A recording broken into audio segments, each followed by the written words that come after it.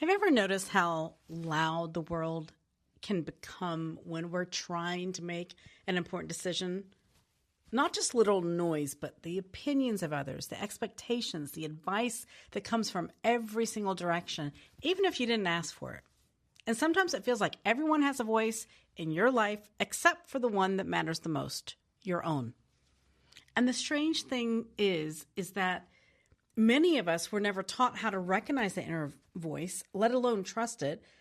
We're taught to perform well and how to meet expectations, how to be responsible, how to be thoughtful, how to do what we think that we're supposed to. But very few of us are taught how to pause long enough to hear ourselves clearly. I want to talk about that today because more important to me over the years, this has become more and more important, learning how to listen to the quieter voice inside of ourselves when the world around us becomes loud. The world we live in today is saturated with information.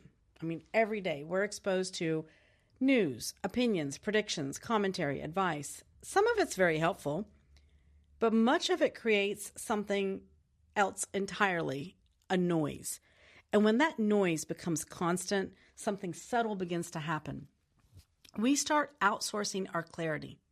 We look outside of ourselves for reassurance. We ask others what they think we should do instead of what we probably already know deep down inside of ourselves. We search for certainty in places where certainty doesn't even exist. And slowly, without even realizing it, we stop consulting the one voice that has been with us our entire lives, our very own. We listen to families, we get influenced by peer pressure of what we think that we're supposed to be doing. There was a moment in my life many years ago that I found myself surrounded by so much advice. Everyone had an opinion about what I should do next. Some of the advice was very thoughtful, well-intentioned, of course, and it came from people who genuinely cared about me. But the more the voices were coming at me and I listened to them, the more confused I became. And one evening, after a really long day of talking, lots of conversations, I remember sitting quietly and realizing something. The problem wasn't that people were giving me advice. The problem was that I had stopped listening to myself. I had allowed the noise around me to drown out that quiet clarity that was already there. And that realization changed me in the way that I approached decisions from that point forward.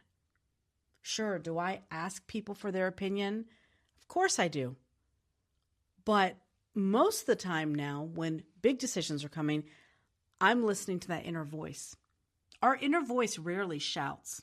It doesn't compete with headlines or arguments or other people's opinions. Most of the time it appears as something much quieter, like a pause, a sense, an intuitive hit, a feeling that something is right or not quite right. But because it's subtle, it's easy to dismiss, especially when louder voices often, offer us faster answers. Yet when people look back on major turning points in their lives, they often say something very interesting. Actually, I already knew that. I kind of knew. I knew it. Not loudly, not dramatically. It's somewhere inside of us that you just know. One of the challenges that we all face when trying to listen inward is, how do we tell the difference between fear and guidance? The genuine inner wisdom and fear, does it sound the same? Fear tends to be urgent. This is what I have found. It tends to push, it pressurizes you, it tells us something that must be resolved immediately. Inner wisdom feels very different. It's steady. It doesn't rush you, it doesn't push you, it doesn't shout. Instead, it invites you to pause long enough to see clearly and to act accordingly. When you begin to recognize this difference, decision-making becomes a lot less chaotic. Some of the most important insights in life don't come when we're actively searching for them. They come when we step back, when we allow space.